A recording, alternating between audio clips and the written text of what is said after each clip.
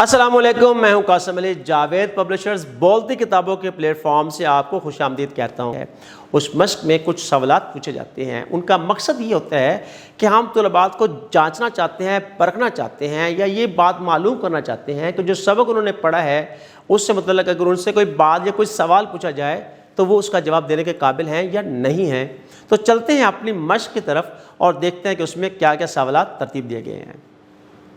دی گئی 21 جولائی 1949 کو committee Arakan نے قومی ترانے کے لیے ممتاز موسیقار احمد غلام علی چھاگلا کی تیار کردہ دھن منظور کر لی۔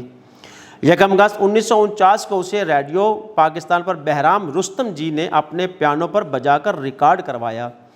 اس وقت اس دھن کا دورانیہ 80 سیکنڈ تھا۔ اس دھن کو پہلی مرتبہ 1 مارچ 1950 کو پاکستان میں ایران کے سربراہ مملکت کی آمد پر بجایا گیا تھا۔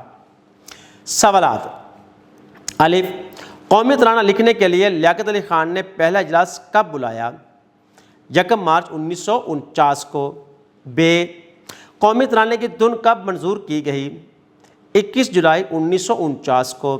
ج، قومی ترانے کی پہلی ریکارڈنگ میں دھن کا دورانیہ کتنا تھا؟ 80 سیکنڈ تھا۔ دیے گئے جملوں اور ان کے بارے میں دی گئی وضاحت غور سے پڑھیں۔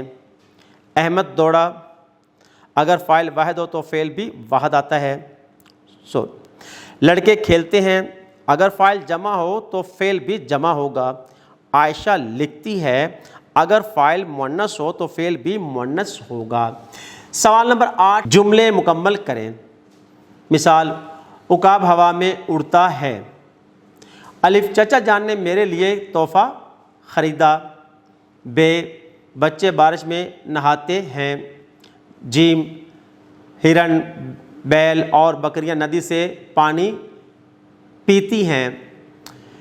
دال، مچھلیاں پانی میں تیرتی ہیں۔ ہ، بھائی جان آئس کریم لائے ہیں۔ دیے گئے جملوں کو غور سے پڑھیں۔ سالن میں شوربہ پتلا ہے، انسان خطا کا پتلا ہے۔ اوپر دیے گئے جملے لفظ پتلا کی مدد سے بنائے گئے ہیں۔ دونوں جملوں میں لفظ پتلا دیکھنے ایک جیسے ہیں، فرق صرف ان پر لگے اعراب کا ہے۔ لفظ پتلا پر اعراب لگنے سے اس کے مفہوم میں تبدیلی آ گئی ہے۔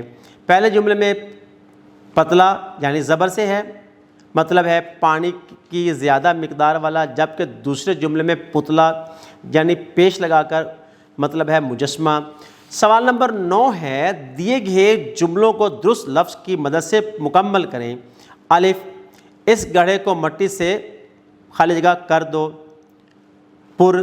ب، پرندہ اپنے خالی جگہ کے زخم کی وجہ سے اڑ نہ سکا۔ پر۔ ج، ہاتھی کی سونڈ لمبی اور خالی جگہ چھوٹی ہوتی ہے۔ دم۔ دال، چاولوں کو خالی جگہ لگا دو۔ دم۔ ہے، میں نے بازار میں قیمتی موتیوں کا خالی جگہ دیکھا۔ ہار۔ واو، خالی جگہ اور جیت کھیل کا حصہ ہوتا ہے۔ ہار اور جیت کھیل کا حصہ ہوتا ہے۔ سوال نمبر 10 ہے، قومی ترانے کی اہمیت کے موضوع پر 10 سے 15 جملوں پر مشتمل مضمون اپنی کاپی میں لکھیں۔ اساتذہ کرام اس موضوع پر جو ہے وہ ایک چھوٹا سا مختصر سا مضمون تختہ لکھائی پر لکھیں تاکہ بچے اسے کاپی پہ نقل کر سکیں اور بار بار پڑھیں اور اس سے انہیں یاد ہو جائے گا اور دوبارہ وہ لکھنے کے قابل ہو سکیں۔ سوال نمبر 11 ہے، سبق قومی ترانہ کے دوسرے بند کے مفہوم کو اپنی کاپی میں املا کے لیے تیار کریں۔ اساتذہ کرام قومی ترانے کے ہر بند کا مفہوم جو ہے وہ تختہ لکھائی پر لکھیں اور بچوں کو نقل کروائیں تاکہ ایک ریکارڈ ان کے پاس بن جائے اور قومی ترانے کے ہر بند کے جو ہے مفہوم اور اس کی تھوڑی سی تشریح بھی ان کے ذہن نشین ہو جائے اور وہ اس کو سمجھ سکیں۔ سوال نمبر 12 ہے، اپنے اساتذہ کی مدد سے اپنا داخلہ فارم پر کریں۔ اساتذہ کرام جو ہے بچوں کو یہ مشق کروائیں کہ فارم کیسے پر کیا جاتا ہے اور کس طرح انہیں جو ہے وہ اس سرگرمی سے یا اس عہدے سے جو ہے وہ کٹ یا اس کو کیسے پورا کرنا ہوتا ہے یا کیسے انہوں نے لکھنا ہوتا ہے۔ سوال نمبر 13 ہے، قومی ترانہ چارٹ پر خوش خط لکھ کر جماعت کے کمرے میں آویزاں کریں۔ اساتذہ کرام بچوں کو جو ہے وہ قومی ترانہ چارٹ پر جو ہے وہ لکھوا کر لانے کے لیے کہیں اور اسے ایک کمرے میں جو ہے آویزہ کریں تاکہ بچے اسے بار بار پڑھ سکیں اور ان کو جو ہے اس کا مفہوم بھی سمجھ میں آ جائے، اور ساتھ میں یہ بھی فائدہ ہو جائے گا کہ بچے بار بار جب اس کو پڑھیں گے تو انہیں زبانی یاد بھی ہو جائے گا۔